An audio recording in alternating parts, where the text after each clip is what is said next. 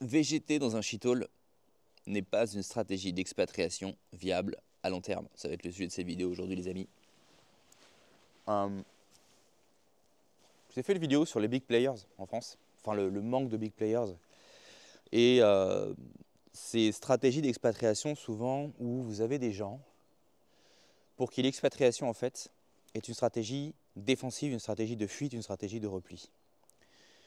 Et, euh, et c'est pourquoi sur cette chaîne, si vous voulez, moi je suis pas trop dans le délire digital nomade. Alors, comment dirais-je, le setup du digital nomade, à savoir business en ligne, mobilité géographique, je suis pour à 100%. Mais le mindset du digital nomade, un peu moins. Parce que ça va dépendre de votre âge et de vos attentes. Si vous avez un certain âge, vous êtes jeune par exemple, etc., vous n'avez pas encore de business, vous étouffez en France, etc., vous voulez vous barrer. Là, il n'y a pas de souci. Vous montez un truc, ça ne va pas se faire du jour au lendemain, soit dit en passant, ça vous rapporte un salaire convenable, classe moyenne en France. Vous prenez l'avion, vous allez dans les pays de l'Est, en Amérique du Sud, en Thaïlande, ce que vous voulez, dans des destinations à coût de la vie faible. Soit dit en passant, même aux États-Unis, vous avez ce qu'on appelle des endroits qui sont, ils appellent ça Low Cost of Living, LCOL. Vous pouvez taper ces acronymes dans Google, ça peut vous donner des résultats intéressants. Ils classifient en fait en trois catégories, LCOL, MCOL et HCOL, respectivement Low Cost of Living, Medium Cost of Living et High Cost of Living. Vous avez des endroits aux States où vous pouvez vivre effectivement chichement, même avec 3000 $ par mois. Hein. Vous ne serez pas dans l'abondance du tout. Mais ce que je veux dire par là, c'est qu'on n'est pas obligé d'aller dans des shitholes pour profiter de,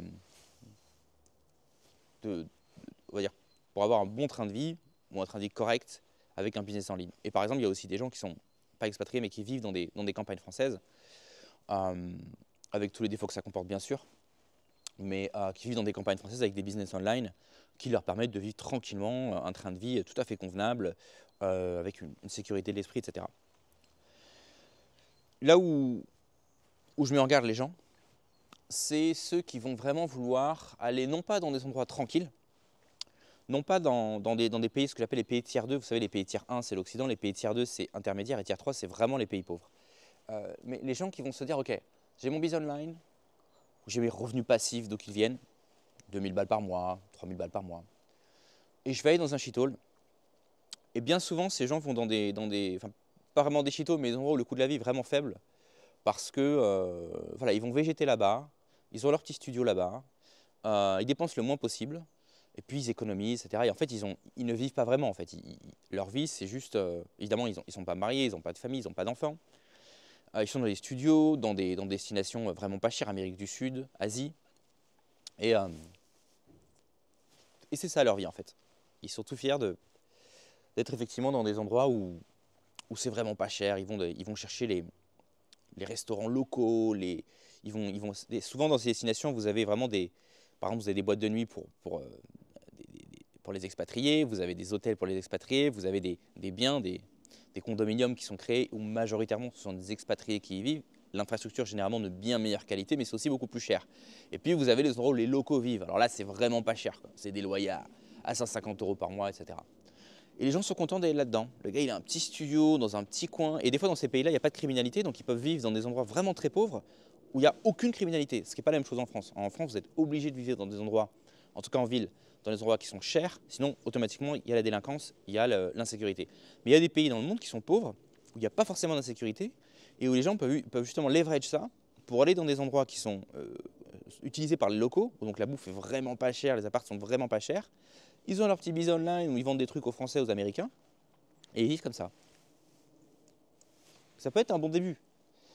Ça peut être un bon début, un setup initial. Mais pour moi, c'est pas une stratégie viable à long terme. Parce que ça va être ça, votre vie.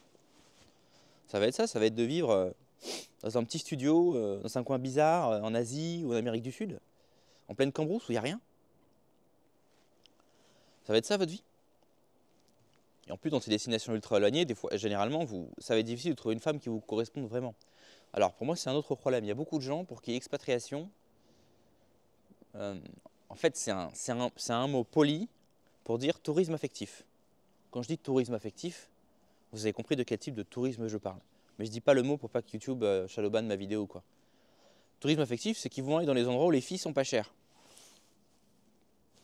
Et c'est ça en fait leur plan. Leur plan, c'est je gagne 2-3 000 balles par mois, ou des fois plus, putain, des fois les mecs gagnent 10 000 balles par mois. je vais dans des endroits pas chers, je dépense rien. Je vais dans les centres commerciaux, ou même pas les supérettes, acheter des légumes comme les locaux qui gagnent 50 € par mois. Je fais ma bouffe à la maison, machin, je dépense rien, rien, rien. Et puis je vis comme ça. Encore une fois, quelqu'un qui étouffe en France, qui n'a pas d'option, etc., qui commence par là, oui, très bien. Je pense qu'à un moment donné, il faut scale. Je pense qu'à un moment donné, il faut passer au niveau supérieur. Je pense qu'à un moment donné, il faut pouvoir se projeter.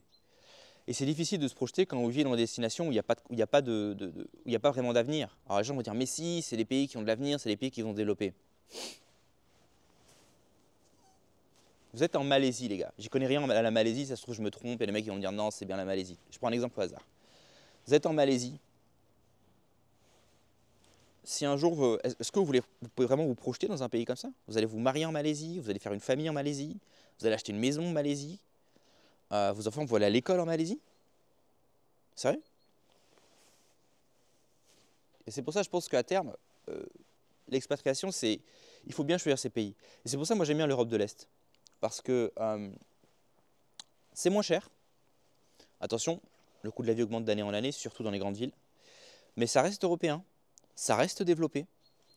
Et on peut avoir vraiment des trains de vie à l'européenne et trouver une épouse, comment dirais-je, qui a un mindset un peu à l'européenne. Alors les gens vont me dire, mais moi, j'ai surtout pas envie d'une épouse qui a un mindset à l'européenne. Et je vous comprends à 100%.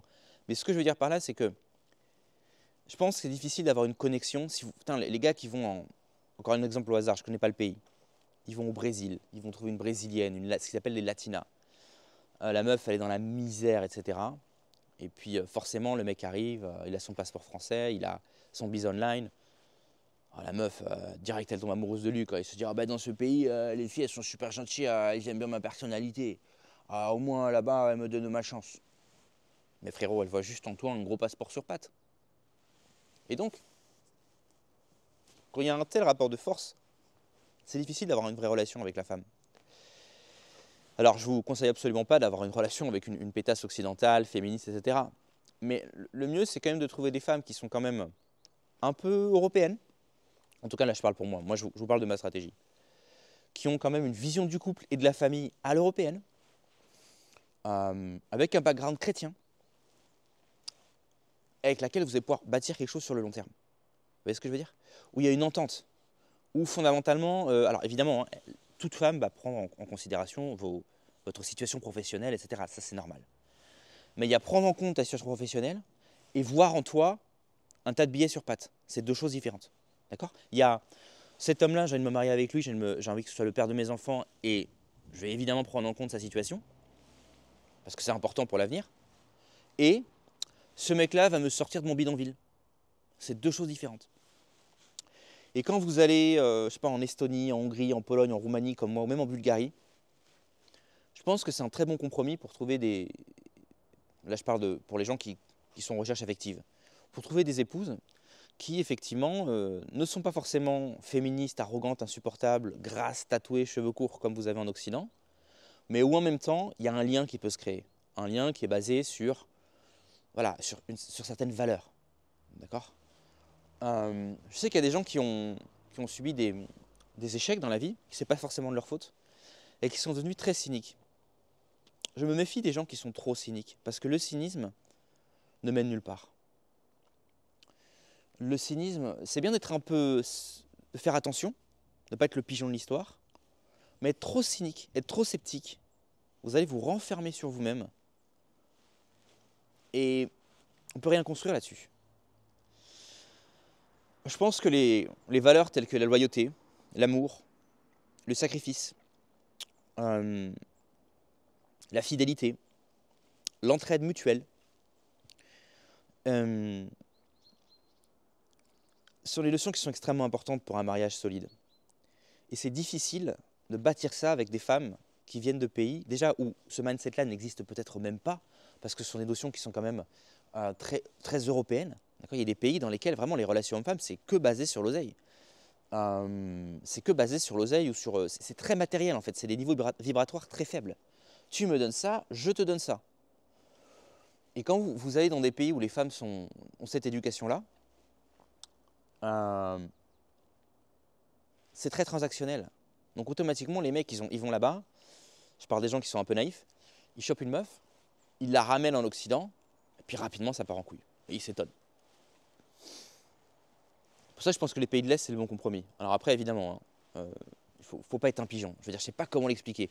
Moi, quand je suis arrivé ici en Roumanie, il y avait des meufs que je draguais. Vous savez, je fais de la drague de rue, je fais beaucoup de sorties, etc. Et je sais pas si j'ai toujours eu un sixième sens ou si c'était juste super évident pour moi. Mais il y avait des meufs, en 10 minutes, c'était grillé que la meuf, elle en voulait qu'à mon fric. Et à ce propos, je vais vous raconter une anecdote. C'était une meuf, on sortait entre amis, etc. On la rencontre, nos groupes se rencontrent, etc. Je la drague, je prends son numéro, je dis vas-y, on sort, etc. On se rencontre, etc. Et on a un date, et je sens que la meuf, elle est intéressée. Elle pose des questions qui sont étranges. Elle m'a demandé, par exemple, combien coûtait ma montre. Tu vois, bon, des fois, les meufs vont pas être aussi directes que ça. Hein. Là, évidemment, vous allez me dire, ah, gros red flag, c'est normal que t'aies grillé la meuf. Très bien. Mais des fois, c'est pas le cas. Mais tu sens que la meuf, elle est pas... Il y a un truc. Et la meuf, du coup, le date ne se termine pas comme je l'aurais souhaité, et finalement, on ne se revoit plus. J'apprends, 2 semaines plus tard, qu'elle sort avec un autre mec, qui était en fac de médecine également, qui, objectivement, on va me dire que je suis arrogant, mais il n'y a aucune raison qu'elle ait choisi ce mec par rapport à moi. Ok, c'est un mec qui n'avait pas de charisme, c'est un mec qui était plus petit que moi, c'est un mec qui était... tu voyais qu'il n'était pas hyper à l'aise avec les femmes. Je me dis, mais c'est pas possible, pourquoi elle a choisi ce mec-là par rapport à moi? Qu'est-ce que j'apprends des années plus tard? Parce qu'après, évidemment, on oublie tout ça. Des années plus tard, je connaissais une fille qui était dans la promo du gars en question.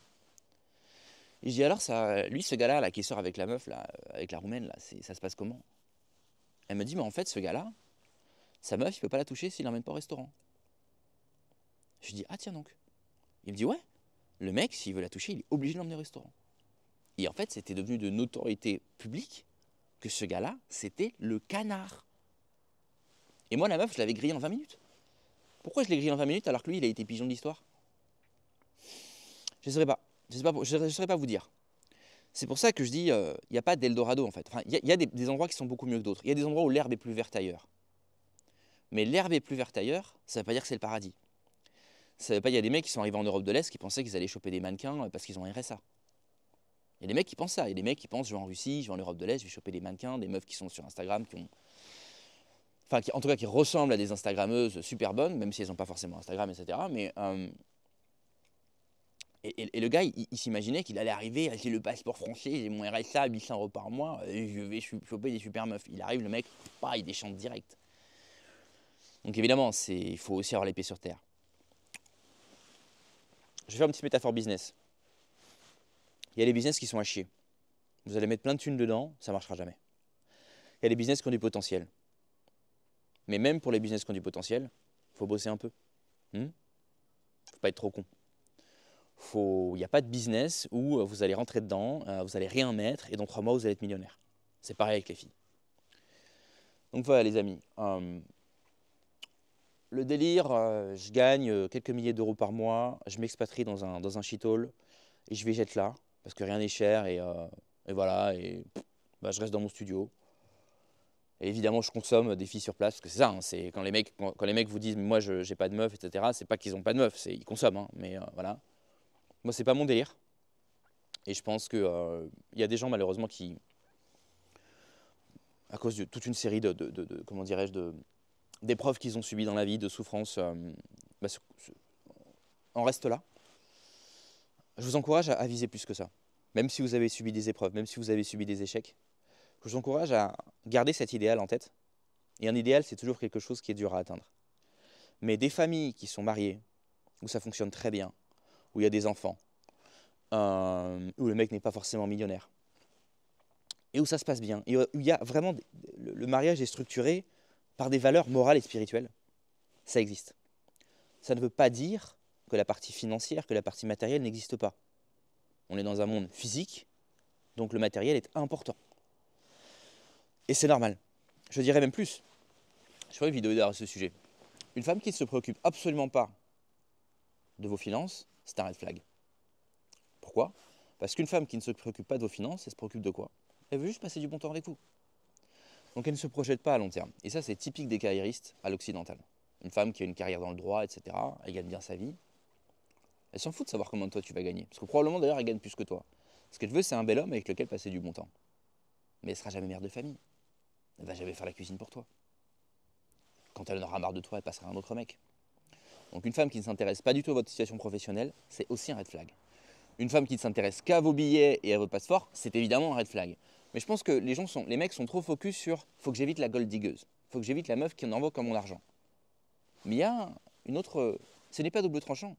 Les filles qui ne se préoccupent absolument pas de vos finances, c'est aussi un red flag. Parce qu'une femme qui se projette, une femme qui veut se marier sérieusement, une femme qui va avoir des enfants, elle va automatiquement se demander est-ce que vous êtes sérieux sur le plan professionnel. Donc c'est un mélange des deux. Ce que j'essaie de vous dire, c'est que il y a des familles où ça fonctionne très bien. Il y en a hélas de moins en moins. Et c'est pourquoi il faut faire vraiment attention avec la personne que vous allez choisir. Mais je vous encourage à garder en tête cet idéal, à ne pas vous laisser bouffer par le cynisme, par le scepticisme et par le nihilisme, et à travailler sur vous-même pour trouver cette épouse qui vous permettra effectivement d'avoir une famille comme les familles que nos grands-parents avaient, tout simplement. Ça existe encore. Je vous ferai peut-être une vidéo pour vous expliquer comment moi j'en suis arrivé là. Bref, conclusion de la vidéo. On fait ce que vous voulez de votre vie, c'est pas à moi de vous dire ce que vous devez faire. Si vous êtes jeune, le plan, je gagne quelques milliers d'euros sur internet, je vais dans des endroits vraiment pas chers pour vivoter dans un studio, ça peut être bien pendant des mois, des années, le temps que peut-être vous fassiez grossir votre business, le temps de mettre de l'oseille de côté pour investir, pour monter un truc plus gros. Mais à terme, il va falloir sortir de là, les amis. Parce que votre gosse, il va pas aller à l'école en Malaisie. Ou enfin, je dis la Malaisie, mais je crois que Singapour, c'est en Malaisie, non? Enfin bref, j'y connais rien. Je suis un youtubeur expatrié, mais franchement, en termes de géographie, j'y connais pas grand-chose finalement. Parce que pour moi, l'expatriation, c'est pas ce bled-là, je le connais par cœur, je parle la langue. L'expatriation, c'est ok, j'ai besoin de ça à un instant T. Où est-ce que je vais? Et on itère. Et de toute façon, une ville ou un pays ou un bled qui vous correspond à un instant T de votre vie, 1 an plus tard, 2 ans plus tard, 5 ans plus tard, peut-être ça vous correspond plus, il faut bouger. D'où l'importance d'avoir cette mobilité géographique. Également, sachez que si vous avez de l'argent, vous aurez la possibilité de mettre vos enfants dans des bonnes universités à l'étranger. Par exemple, il y a des internats en Suisse d'élite dans lesquels vous pouvez inscrire vos enfants. Il y aura aussi un dossier à monter, c'est vrai. Tous les enfants ne peuvent pas y accéder. Mais, moyennant finances, si vous avez les finances, plus ou moins n'importe qui peut y accéder. Moi, par exemple, je vais vous prendre l'exemple de quelqu'un que je connais qui allait dans un internat qui s'appelait l'École des Roches. L'École des Roches, c'était en France d'ailleurs, je crois. Je ne sais pas si ça existe encore. Dans cet internat, vous aviez des fils de multimillionnaires africains. Vous aviez des fils de magnats du pétrole. Des fils et des filles d'ailleurs. Comment ces gens-là pouvaient-ils envoyer leurs enfants dans cet internat? L'enfant n'a pas de passeport français, il n'a pas de suivi de cursus en France. Il n'a peut-être pas un dossier en béton, hein, si c'est le gamin d'un dignitaire africain pourri de fric. Il n'a peut-être pas le meilleur niveau en maths. Mais, avec ça, ces gens-là peuvent envoyer leurs gosses dans ces universités. Mais pour ça, c'est pas 2 ou 3 000 euros par mois. Et pour la petite anecdote, il y avait un mec qui me racontait, un Africain, qui avait une montre. Et sur sa montre, il y avait le contour de son pays, il avait dessiné son pays entièrement en diamant. Son père ne gagnait pas 2 000, 3 000, 5 000 euros par mois. Voilà. Dites-moi ce que vous en pensez en commentaire, les amis. Pour des conseils mindset, expatriation business, comme toujours, ça se passe en description dans le lounge. Et on se retrouve la prochaine fois sur Ampère Digital. Ciao.